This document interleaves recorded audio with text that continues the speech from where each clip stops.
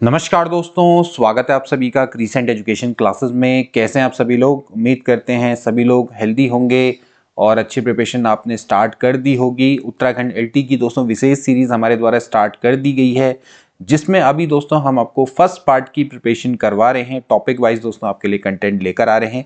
बीच बीच में दोस्तों आपके लिए महत्वपूर्ण प्रीवियस ईयर क्वेश्चंस पेपर भी दोस्तों हम लेकर आते रहते हैं। इसके अलावा दोस्तों मॉडल पेपर की सीरीज भी दोस्तों हमने चला रखी है। ये सभी दोस्तों इंपॉर्टेंट है, आप इनको जरूर देखें, ज़्यादा से ज़्यादा अपने दोस्तों के बीच में शेयर करें। आज हम दोस्तों आपके लिए उत्तराखंड एलटी 2024 परीक्षा के लिए दोस्तों एक परीक्षा प्रश्न पत्र लेकर आए हैं, और जो कि दोस्तों आपके नए वाले सिलेबस पर आधारित होने वाला है। यहाँ पर दोस्तों हम एकेडमिक एप्टीट्यूड का आपको क्वेश्चन पेपर दोस्तों करवाएंगे।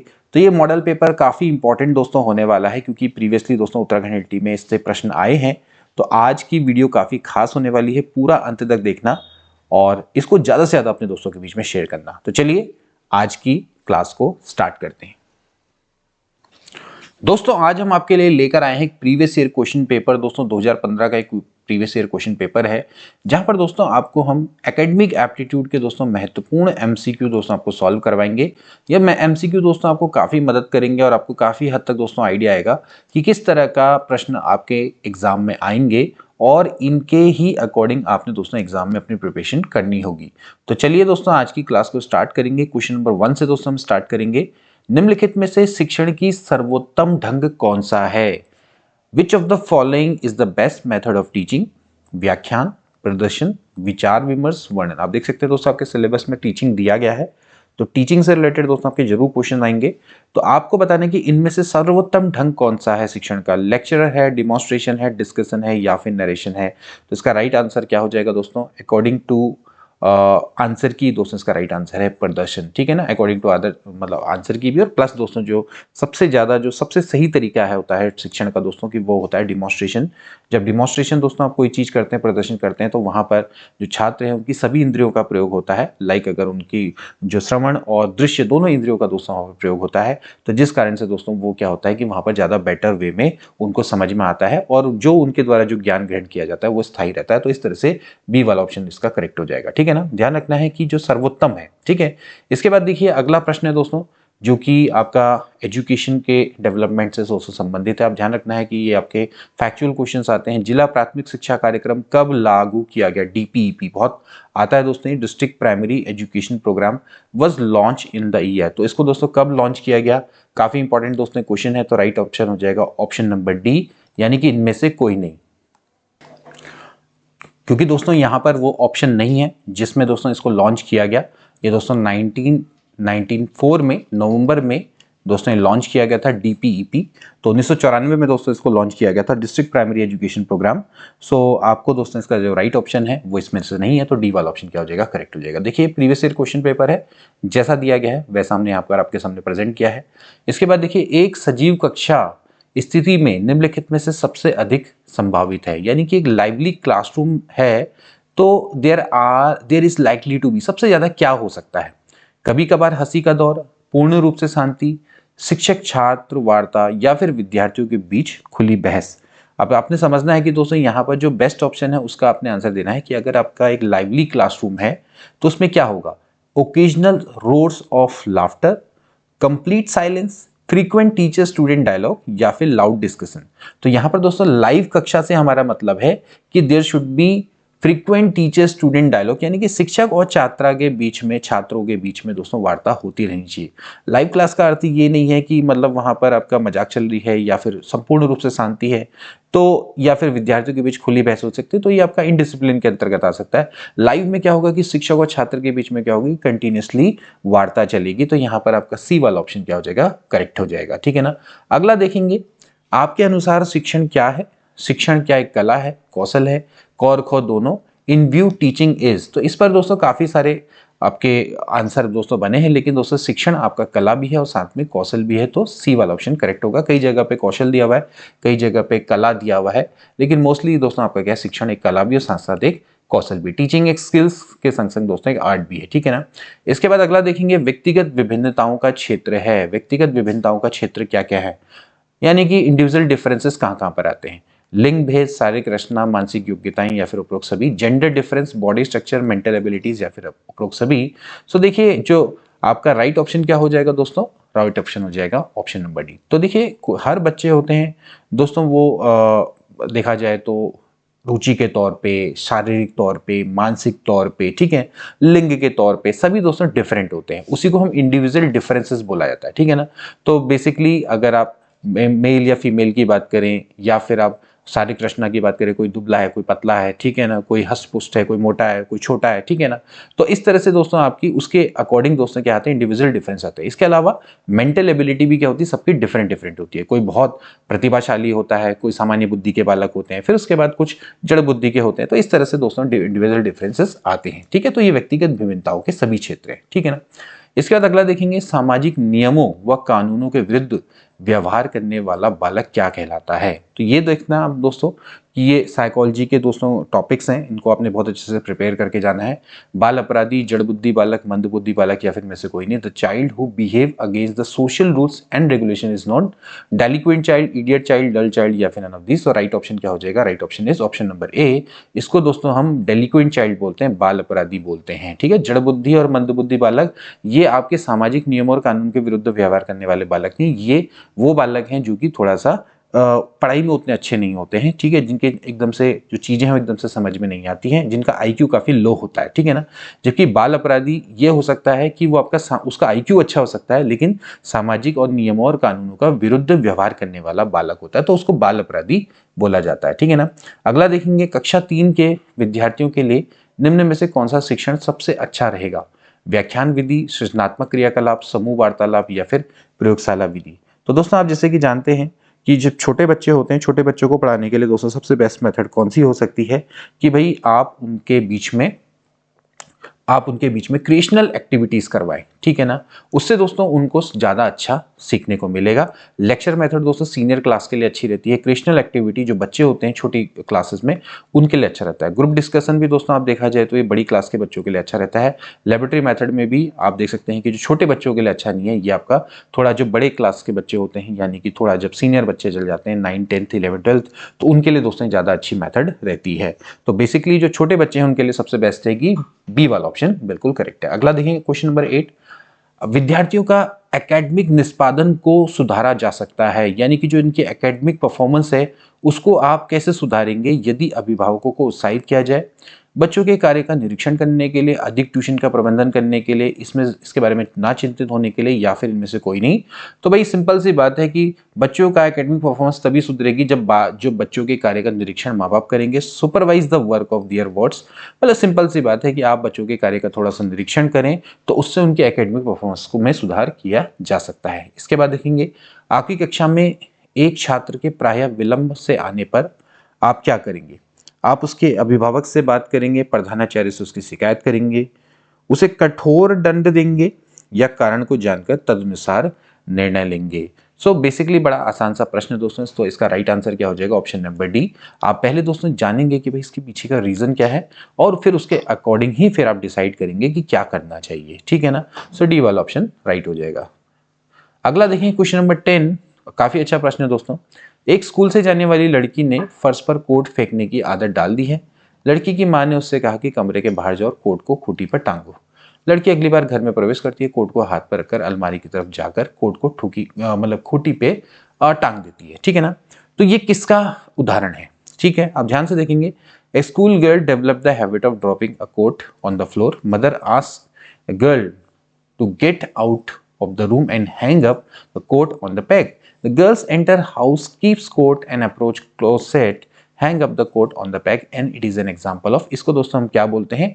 इसको दोस्तों हम बोलते हैं श्रृंखलागत अधिगम का उदाहरण। ये आपका क्या है? चेन लर्निंग के अंतर्गत दोस्तों आता है, ठीक है। तो चेन लर्निंग है जिसमें जो लड़की है दोस्तों उसको बताया गया है कि आप कोट को जाइए और खूंटी पर टांगिए, तो ये श्रृंखलागत अधिगम के अंतर्गत आता है, ठीक है ना। अगला देखेंगे, जिस प्रक्रिया में व्यक्ति दूसरों के व्यवहारों को देखकर सीखता है ना कि प्रत्यक्ष अनुभव से, उसको हम क्या बोलते हैं? तो उसको दोस्तों हम क्या बोलते हैं? जब आप दूसरों के व्यवहार से सीख रहे हैं तो वो क्या कहलाती है दोस्तों? आपका सामाजिक अधिगम के अंतर्गत आता है। जब आप समाज में दूसरे व्यक्ति को अनुकरण देख के उसको सीखते हैं, उसके व्यवहार से सीखते हैं, ना कि अपने एक्सपीरियंस से, तो उसको हम सोशल लर्निंग के नाम से दोस्तों जानते हैं। अगला देखिए क्वेश्चन नंबर 12, निशक्त बालकों की शिक्षा के लिए प्रावधान किया जा सकता है। अब आप जानते हैं दोस्तों कि जो आपका चाइल्ड है, जो कि चाइल्ड विद डिसेबिलिटीज हैं, उनके लिए आप क्या प्रोविजन कर सकते हैं एजुकेशन में। तो सबसे बेस्ट क्या है दोस्तों कि आप उनको क्या करें, इंक्लूसिव एजुकेशन दे, यानी कि सी वाला ऑप्शन दोस्तों इसका राइट हो जाएगा। समावेशी शिक्षा के द्वारा उनका क्या किया जा सकता है, उनकी शिक्षा का प्रावधान किया जा सकता है, यानी कि उनको सामान्य छात्रों के साथ ही, सामान्य छात्रों की तरह ही उनके लिए शिक्षा दी जाए, उनके लिए कोई अलग से प्रावधान ना करके उनको सामान्य छात्रों के संग ही शिक्षा दी जानी चाहिए। तो अभी तो फिलहाल इंक्लूसिव ऑफ एजुकेशन ही चल रहा है। इसके बाद अगला देखेंगे, प्राथमिक विद्यालयों के बालकों के लिए निम्न में से किसे बेहतर मानते हैं। अब देखिए, जो प्राइमरी स्कूल के बालक हैं उनके लिए सबसे बेस्ट क्या है, वीडियो अनुरूपण, स्वयं के द्वारा किया गया अनुभव, प्रयोगात्मक, या फिर में से कोई नहीं। तो इनके लिए सबसे बेस्ट दोस्तों क्या हो सकता है, इनका स्वयं के द्वारा किए गए अनुभव, यानी कि हैंड्स ऑन एक्सपीरियंस। तो वही दोस्तों, जैसे क्रिएटिविटी की हम बात करते हैं, तो फिर वही बात है कि जो उनके स्वयं के द्वारा किया गया अनुभव होगा वही उनके लिए दोस्तों क्या होगा, सबसे बेस्ट होगा। अगला देखिए क्वेश्चन नंबर 14, खिलौनों की आयु किसको बोला जाता है। खिलौनों की आयु, बहुत अच्छा दोस्तों प्रश्न है। तो टॉय एज, ठीक है। तो टॉय एज दोस्तों आपकी कौन सी होती है, उत्तर बाल्यावस्था। उत्तर बाल्यावस्था को दोस्तों हम क्या बोलते हैं, खिलौनों की आयु दोस्तों इसको बोला जाता है। इसमें दोस्तों हमें थोड़ा सा करेक्शन करना चाहेंगे दोस्तों, उत्तर बाल्यावस्था, थोड़ा सा ऑप्शन यहाँ पर गलत आ गया सामने से दोस्तों, ये नहीं होना चाहिए, इसका नाम होना चाहिए पूर्व बाल्यावस्था। तो ये ऑप्शन गलत है दोस्तों। यहाँ पर आप देखेंगे जो खिलौने की आयु होती है दोस्तों वो आपकी कौन सी होती है, ये आपकी पूर्व बाल्यावस्था के एग्जाम्पल में आता है। अब पूर्व बाल्यावस्था जनरली कितनी से होती है दोस्तों, आपके 3 से लेकर 6 वर्ष तक की होती है। तो इसका राइट ऑप्शन क्या हो जाएगा, पूर्व बाल्यावस्था हो जाएगा, ठीक है ना। तो इसको करेक्ट कर लेंगे, सो ए वाला ऑप्शन क्या हो जाएगा, इसका राइट हो जाएगा। और डी वाला दोस्तों इसको करेक्ट कर लेंगे, ठीक है ना। इसके बाद देखेंगे प्रोजेक्ट शिक्षण विधि किससे संबंधित है। प्रोजेक्ट शिक्षण विधि, अब देखिए विभिन्न विभिन्न शिक्षण विधियां हैं उसके बारे में पढ़ना है। Project teaching method is associated with Froebel, John Dewey, Armstrong, या फिर इनमें से कोई नहीं। तो राइट ऑप्शन दोस्तों क्या हो जाएगा, इसका राइट ऑप्शन हो जाएगा option number B, John Dewey से दोस्तों ये आपकी संबंधित है। बात करेंगे दोस्तों जैसे प्रोजेक्ट शैक्षणिक विधि की, तो दोस्तों इसकी जो मूल अवधारणा है वो वैसे एक्चुअली जॉन डीवी के द्वारा दी गई है, बेसिक कॉन्सेप्ट इनके द्वारा दिया गया। फिर इनके शिष्य थे दोस्तों, वो थे किलपैट्रिक, उनके द्वारा इस विधि का प्रतिपादन किया गया। तो कभी जैसे अगर आपका किलपैट्रिक आएगा तो किलपैट्रिक भी दोस्तों आपका राइट आंसर होगा। सो जॉन डीवी ने इसकी अवधारणा दी और उनके शिष्य है उसने इसका प्रतिपादन किया। तो राइट ऑप्शन क्या हो जाएगा इसमें, जॉन डीवी, क्योंकि किलपैट्रिक है नहीं। इसके बाद देखेंगे जब बालक सीखने के लिए तैयार होता है तो वह जल्दी व प्रभावशाली तरीके से सीखता है, यह सिद्धांत किसके द्वारा दिया गया। बहुत आसान है दोस्तों कि जब आप रेडी टू लर्न है, ठीक है ना, so he learns more quickly and effectively, the principle was given by. तो दोस्तों जो ये आपके 3 नियम दोस्तों जो दिए गए हैं, 3 इंपॉर्टेंट नियम दोस्तों क्या है, ये आपका थॉर्नडाइक के द्वारा तत्परता का सिद्धांत है दोस्तों। जब भी बालक आपका सीखने के लिए तत्पर होता है तो जल्दी और प्रभावशाली तरीके से सीखता है, तो थॉर्नडाइक के द्वारा ये सिद्धांत दिया गया। अगला देखेंगे, एक शिक्षक को कक्षा में कार्य करना चाहिए। एक शिक्षक को कक्षा में कैसा कार्य करना चाहिए, प्रगतिशील भूमिका में, बॉस की भूमिका में, प्रजातांत्रिक भूमिका में, या फिर इनमें से कोई नहीं। तो इसका राइट आंसर क्या हो जाएगा, ऑप्शन नंबर सी, यानी कि उसका रोल दोस्तों क्या होना चाहिए, डेमोक्रेटिक होना चाहिए, ठीक है ना। तो एक कक्षा में टीचर को एक प्रजातांत्रिक भूमिका के रूप में होना चाहिए, यानी कि वहां पर आपके बच्चों को भी अपने जो क्वेश्चंस हैं या फिर उनका जो डाउट्स हैं उनको पूछने की आज़ादी होनी चाहिए, मतलब कि प्रजातांत्रिक भूमिका में होना चाहिए, ठीक है ना। तो यहाँ पर आप इसको समझ सकते हैं, मतलब उनको भी अपनी जो फीलिंग्स हैं उनको उजागर करने की आज़ादी होनी चाहिए, तो प्रजातांत्रिक भूमिका होनी चाहिए, ठीक है ना। पहले आपकी जो शिक्षा का जो मुख्य बिंदु होता था वो शिक्षक ही हुआ करते थे, तो फिर जो शिक्षक है वो जो बोलते थे वो छात्र एक तरफ से सुनते थे, ठीक है ना। इस समय जो शिक्षा का केंद्र बिंदु है वो बालक है, ठीक है ना। और जो कक्षा का जो माहौल है दोस्तों उसको क्या बनाया गया, डेमोक्रेटिक बनाया गया। तो डेमोक्रेटिक रोल में ही दोस्तों होना चाहिए, ठीक है ना। तो इस तरह से सी वाला ऑप्शन क्या हो जाएगा, राइट हो जाएगा। अगला देखेंगे, शिक्षा का उद्देश्य क्या है, क्या उद्देश्य होना चाहिए। The objective of teaching is to, तो देखिए आपका एजुकेशन भी है। अभी दोस्तों हमारी जैसे प्रीवियस जो सीरीज जैसे अभी चल रही है उसमें दोस्तों हम दर्शन के बारे में पढ़ा रहे हैं, फिर विभिन्न दर्शनों का शिक्षा पर प्रभाव पढ़ा रहे हैं। उसके बाद फिर जब हम उनको पढ़ लेंगे तो फिर दोस्तों हम एजुकेशन के बारे में ही डिस्कस करेंगे आगे जाके, फिर वो आपका वही टॉपिक है। तो शिक्षा का क्या उद्देश्य, अच्छा नागरिक बनाना, ऐसे व्यक्तियों का निर्माण जो समाज के लिए उपयोगी हो, व्यवहारिकता का निर्माण करना, उपरोक्त सभी। तो राइट आंसर क्या हो जाएगा दोस्तों, उपरोक्त सभी हो जाएगा। जो ऑब्जेक्ट है वो टीचिंग का, वो create good citizen, create person who are useful for the society, create socialistic person, all of the above is right answer, ठीक है ना। अगला देखेंगे, प्रभावी शिक्षक वो है जो कर सकता है। देखिए एक इफेक्टिव टीचर कौन है, ठीक, जो कक्षा पे नियंत्रण करे, कम समय में अधिक सूचना दे, विद्यार्थी को सीखने के लिए मोटिवेट करे, तो क्या होना चाहिए दोस्तों? Right option, option S, option number C. देखो इतना तो आपको क्लियर होना चाहिए। जो शिक्षक वही होगा, एक प्रभावी शिक्षक वही होगा जो विद्यार्थियों को सीखने के लिए मोटिवेट करता है। इसके बाद देखिए, कक्षा में एक सैद्धांतिक विषय पढ़ाने के लिए एक शिक्षक को निम्न क्रम में पढ़ाना चाहिए। क्या पढ़ाना चाहिए? अगर आप दोस्तों एक थ्योरेटिकल टॉपिक दोस्तों पढ़ाने जा रहे हैं, तो फिर क्या होना चाहिए? आपको कौन से शिक्षण सूत्र का यूज करना चाहिए? ज्ञात से अज्ञात, अज्ञात से ज्ञात, ठोस से सारांश, तर्क से निरीक्षण, या फिर उपरोक्त में से कोई नहीं। तो राइट ऑप्शन क्या हो जाएगा दोस्तों? राइट ऑप्शन हो जाएगा तर्क से निरीक्षण। क्योंकि दोस्तों जब भी आप जब आप थ्योरेटिकल सब्जेक्ट पढ़ाने जाते हो, थ्योरेटिकल सब्जेक्ट दोस्तों आप जानते हैं कि बच्चों के लिए थोड़ा सा क्या होता है, उबाऊ सा होता है। तो पहले आप दोस्तों उसकी लॉजिकल व्याख्या करें और देन उसके बाद उसको ऑब्जर्वेशन की ओर ले जाए, तो ताकि बच्चे उसको क्या कर सके, ऑब्जर्व कर सके। तो लॉजिकल से आप ऑब्जर्वेशन की ओर को उसको ले जाएं, यानी कि reasoning to observation is right. ठीक है, तो सी वाला ऑप्शन राइट है। ठीक है ना, सैद्धांतिक विषय के लिए इट इज इंपॉर्टेंट। इसके बाद देखेंगे, छात्रों की उदासीनता को कम करने के लिए अध्यापक क्या कर सकता है? उनके कारणों को समझने की कोशिश करना, छात्रों को मोटिवेट करना, क और ख प्रधानाचार्य को सूचित करना। तो टीचर, आप किसी बच्चे हैं, उनकी उदासीनता को कम करने के लिए क्या कर सकता है दोस्तों? सी वाला ऑप्शन बिल्कुल राइट है, कि पहले तो जाने कि भैया जो बालक हैं वो क्यों उदासीन बैठे हुए हैं, और इसके अलावा छात्रों को क्या करे, मोटिवेट करे। तो सी वाला ऑप्शन राइट हो जाएगा। अगला देखेंगे, माइक्रो शिक्षण छात्र छात्राओं के लिए किस अवधि में सबसे अधिक प्रभावशाली होता है? Micro teaching is most effective for the student. देखिए कब होता है, आपने माइक्रो टीचिंग दोस्तों की होगी जब आप बीएड करते होंगे। तो आप कब करते थे? शिक्षण अभ्यास के दौरान करते थे, शिक्षण अभ्यास के बाद करते थे, शिक्षण अभ्यास से पहले, या फिर उसमें से कोई नहीं। तो राइट ऑप्शन क्या हो जाएगा? ऑप्शन नंबर ए। जब आप प्रैक्टिस करते हैं टीचिंग की, तो वहां पर दोस्तों बेस्ट रहता है माइक्रो टीचिंग। तो आपने देखा होगा कि आप सूक्ष्म शिक्षण करते थे जब लेसन प्लान बनाते होंगे, एंड देन उसके बाद आप माइक्रो टीचिंग करते होंगे, तो ड्यूरिंग द प्रैक्टिस टीचिंग। ठीक है ना, तो राइट ऑप्शन ए हो जाएगा। इसके बाद देखिए, मूल्य, वैल्यूज पर भी दोस्तों आपके क्वेश्चन आएंगे। मूल्य आधारित शिक्षा छात्र को क्या बनाती है? डॉक्टर बनाती है, अच्छा नागरिक बनाती है, अभियंता, या फिर इनमें से कोई नहीं।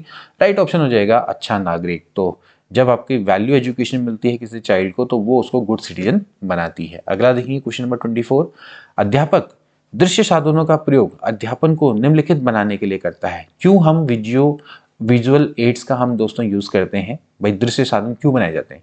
ताकि सरल बने, समय अधिक बचे, अधिक ज्ञान बनाने के लिए, या फिर इंटरेस्टिंग बनाने के लिए। तो राइट ऑप्शन क्या हो जाएगा? इंटरेस्टिंग बनाने के लिए। भाई दृश्य साधन का प्रयोग इसलिए बनाया जाता है ताकि जो हमारा लेसन है वो इंटरेस्टिंग बने, बच्चे उसमें इंटरेस्ट जगाएं। ठीक है ना, क्योंकि बच्चा भैया जिस चीज में इंटरेस्ट लेता है फिर वही चीज को सीखता है वो। अगला देखिए क्वेश्चन नंबर 25, अध्यापक की असफलता का सबसे बड़ा कारण क्या होता है? अंतर्व्यक्तिक संबंध, वाक दक्षता, विषय के ऊपर पर्याप्त नियंत्रण ना होना, या फिर उपरोक्त में से कोई नहीं। तो ऑप्शन क्या हो जाएगा? सी वाला करेक्ट हो जाएगा। देखिए विषय के ऊपर अगर आपका पर्याप्त कमांड नहीं है, तो फिर इस केस में दोस्तों ये हो सकता है कि अध्यापक असफलता को फेस करे। ठीक, so the most important cause of failure of teachers is lack of command over the knowledge of the subject. तो अपने विषय में कमांड होनी आवश्यक है। अगला देखेंगे, अध्यापन में सबसे अनावश्यक कारक कौन सा है जो बिल्कुल भी इंपॉर्टेंट नहीं है? छात्रों को दंड देना, कक्षा में अनुशासन रखना, प्रभावशाली ढंग से व्याख्यान रखना, या फिर उपरोक्त में से कोई नहीं। आपने देखना है कि इनमें से सबसे कम आप किसको इंपॉर्टेंट देंगे। तो यानी कि राइट ऑप्शन हो जाएगा छात्रों को दंड देना। छात्रों को दंड देना सबसे कम आता है। कक्षा में अनुशासन बनाए रखना, प्रभावशाली ढंग से व्याख्यान देना, ये इंपॉर्टेंट है। इसके बाद फिर आप कक्षा में अनुशासन बनाए रखें। So these are important factor. Least importance आप कक्षा में दंड देना। किसी पाठ के शिक्षण के मॉडल के उपयोग के समय शिक्षक को क्या करना चाहिए? उसे लेक्चर के दौरान लगातार दिखलाना चाहिए, मॉडल के सामने खड़े होना चाहिए, आवश्यकता होने पर ही दिखाना चाहिए। बहुत अच्छा दोस्तों प्रश्न है। अगर आपके पास जैसे मॉडल है दोस्तों, अगर कोई आपके पास, अगर आप सपोज बच्चों को कोई मॉडल दिखाना चाहते हैं, तो आप क्या करेंगे? आप किस तरह से उसका यूज करेंगे? उसको आप आवश्यकता पड़ने पर ही दिखाएंगे। ठीक है ना, अब ऐसा नहीं कि आपने पहले से ही मॉडल खोल के रखा हुआ है तो बच्चों का जो ध्यान है वो मॉडल पर ही जाएगा, आपकी टीचिंग पर कम जाएगा। उस मॉडल को दोस्तों आपको तभी दिखाना चाहिए जब उससे रिलेटेड आपका कॉन्सेप्ट आ रहा है, तभी जाके दोस्तों उसको बच्चों के सामने प्रेजेंट करे। और उससे क्या होता है, बच्चे भी क्या होता है, उससे ज्यादा प्रभावित होते हैं और उसकी ओर को आकर्षित होते हैं। लेकिन अगर आप पहले से उसको खोलते रहेंगे, लगातार दिखाते रहेंगे, तो फिर उस पर ध्यान ज्यादा नहीं जाएगा बच्चों का, क्योंकि वो उसी को देखते रहेंगे। बेस्ट ये रहेगा कि जब आवश्यकता पड़े तभी जाके उसको दिखाएं, जब आपका टॉपिक उससे रिलेटेड स्टार्ट हो चुका है। इसके बाद दृश्य श्रव्य माध्यम का उदाहरण है। आपने बताना है कि ऑडियो विजुअल मीडिया या ऑडियो वीडियो एड्स इनमें से कौन सा है। चार्ट की हम बात करें, टेलीविजन, रेडियो, मॉडल, तो इसमें से दोस्तों जिसमें ऑडियो भी है और वीडियो भी है दोस्तों कौन सा है, वो टेलीविजन है। ठीक है, तो चार्ट हम बात करेंगे तो चार्ट आपका खाली आपका क्या है, दृश्य साधन है। रेडियो आपका श्रव्य साधन है यानी कि ऑडियो एड्स है। ठीक है ना, मॉडल भी आपका क्या है, दृश्य साधन है जिसको आप देख सकते हैं। ठीक है, रेडियो को सुन सकते हैं, चार्ट को देख सकते हैं। तो यहाँ पर आप देख सकते हैं कि किस तरह से आपके जो शिक्षण सहायक सामग्री उससे संबंधित प्रश्न भी आपके आते हैं। इसके बाद देखेंगे परिपक्वता, मैच्योरिटी से भी दोस्तों आपका संबंध है। मैच्योरिटी क्या है, मैच्योरिटी कब है, जब बालक सीखता है चलना, चित्रांकन करना, पढ़ना, साइकिल चलाना। ठीक है ना, तो मैच्योरिटी इज व्हेन देखिए बालक जब सीखता है। देखिए इसमें दोस्तों ये प्रश्न में वैसे दिक्कत है थोड़ा सा, इसमें मतलब कंट्रोवर्सी है। तो इसका राइट ऑप्शन वैसे चलना लिखा हुआ है, लेकिन मैच्योरिटी दोस्तों आपकी क्या होती है, जब वो साइकिल चलाता है। ज्यादातर आंसर दोस्तों यही दिया गया है, तो डी वाला ऑप्शन, ये आंसर ए, ये अकॉर्डिंग टू आंसर की डाला गया है, तो डी वाला ऑप्शन दोस्तों इसका क्या होगा, राइट होगा। ठीक है ना, ये हमने पहले ही बताया है, तो डी वाला ऑप्शन इसका राइट होगा। ठीक है ना, अगला देखेंगे निम्न में से कौन सा एक अधिगम का पहलू नहीं है। आपने बताना है संज्ञानात्मक, भावात्मक, क्रियात्मक या फिर आध्यात्मिक। तो स्पिरिचुअल कोई भी वैल्यू नहीं होता है। ठीक है, भावात्मक, क्रियात्मक और संज्ञानात्मक होता है। So it is not the domain of learning which is spiritual. ठीक है, अगला देखेंगे राम ने सीता की डेस्क से ली हुई पेंसिल वापस रख दी क्योंकि उसे पकड़े जाने का डर था। तो यह कोहलबर्ग के किस स्तर को बताता है। बहुत अच्छा दोस्तों प्रश्न है। देखिए कोहलबर्ग का दोस्तों आपका नैतिकता का सिद्धांत है दोस्तों। तो यहाँ पर आप देख सकते हैं कि राम ने रिटर्न करी pencil, he took from Sita desk because he was afraid of punishment, he if he got caught so that. ये कौन से वाले में है, तो दोस्तों इसका राइट आंसर हो जाएगा, इसका हो जाएगा पूर्व परंपरागत स्तर में दोस्तों ये है। ठीक है, तो राइट ऑप्शन क्या हो जाएगा, पूर्व परंपरागत स्तर। तो इसका राइट आंसर दोस्तों क्या हो गया, प्री कन्वेंशियल लेवल दोस्तों इसका हो जाएगा। देखिए जो कोहलबर्ग है दोस्तों, इनके द्वारा सिद्धांत दिए गए थे नैतिकता के स्तरों को दोस्तों ये बताता है, जिसमें पूर्व परंपरागत स्तर, उत्तर परंपरागत स्तर आते हैं दोस्तों। ये नैतिकता के आधार पर इसको डिवाइड किया गया। ठीक है ना, अगला देखेंगे ऑपरेशन ब्लैक बोर्ड परिणाम था। बहुत इंपॉर्टेंट दोस्तों ऑपरेशन ब्लैक बोर्ड, के बारे में कई बार दोस्तों हमने आपको बताया भी है। ठीक है, प्राइमरी टीचिंग से दोस्तों संबंधित है। तो ऑपरेशन ब्लैक बोर्ड किसके बाद दोस्तों स्टार्ट हुआ था, तो राइट ऑप्शन दोस्तों क्या हो जाएगा, इसका राइट ऑप्शन हो जाएगा ऑप्शन नंबर सी, यानी कि नेशनल एजुकेशन पॉलिसी NEP 1986। ठीक है, तो नेशनल एजुकेशन पॉलिसी 1986 के बाद ही दोस्तों आपका ऑपरेशन ब्लैक बोर्ड स्टार्ट हुआ था। न्यू एजुकेशन पॉलिसी के आधार पर दोस्तों ये ऑपरेशन ब्लैक बोर्ड को स्टार्ट किया गया था। कब किया गया था, 1987 में दोस्तों इस योजना को स्टार्ट किया गया था। प्राथमिक विद्यालयों से दोस्तों संबंधित था, प्राथमिक विद्यालयों में मूलभूत सुविधाओं से दोस्तों संबंधित था। जैसे कि इसमें क्या क्या प्राविधान किए गए थे दोस्तों, इसके बारे में जैसे जान लेते हैं। जैसे कि इसमें क्या था कि कम से कम आपके एक कमरा और एक शिक्षक होना चाहिए प्रत्येक, मतलब देखा जाए तो जब इसको स्टार्ट किया गया था तो इसमें जो जैसे कि कितने कमरे होने चाहिए, एक मतलब कि प्रत्येक अनुभाग होना चाहिए, अनुभाग में एक कमरा होना चाहिए, इसके बाद अलावा पुस्तकालय होने चाहिए। ठीक है ना, और कुछ इंपॉर्टेंट जैसे जो जो व्यवस्थाएं चाहिए, जैसे पानी की सुविधा, जल की सुविधा, टॉयलेट की सुविधा, लड़के और लड़कियों के लिए अलग अलग शौचालय की व्यवस्था। ठीक है ना, तो इस तरह से दोस्तों यहाँ पर फिर शिक्षकों के वेतन और उपकरणों के लिए आवश्यक धनराशि केंद्र सरकार वहन करे। तो इस तरह से दोस्तों यहाँ पर जो एक शिक्षक मतलब एक एक जो प्राइमरी स्कूल होता है, जो उसमें जो जो मूलभूत आवश्यकताएं हैं वो सारी चीजें दोस्तों होनी चाहिए। तो ऑपरेशन ब्लैक बोर्ड एक काफी इंपॉर्टेंट है। तो ऑपरेशन ब्लैक बोर्ड प्राथमिक शिक्षा से दोस्तों आपका संबंधित था। तो ऑपरेशन ब्लैक बोर्ड किसका परिणाम था, 1986 के बाद 1987 में ये आपका स्टार्ट हुआ था। ठीक है ना, तो ये थे दोस्तों आपके क्वेश्चन पेपर के पूरे प्रश्न। 2015 का दोस्तों क्वेश्चन पेपर था जिसके हमने एकेडमिक एप्टीट्यूड के महत्वपूर्ण प्रश्नों को आपको सॉल्व करवाया। आई होप कि आपको एक सेशन अच्छा लगा होगा। अगर सेशन अच्छा लगा है तो अपने दोस्तों के बीच में शेयर करिएगा। मिलते हैं नेक्स्ट क्लास में, तब तक के लिए take care and good bye.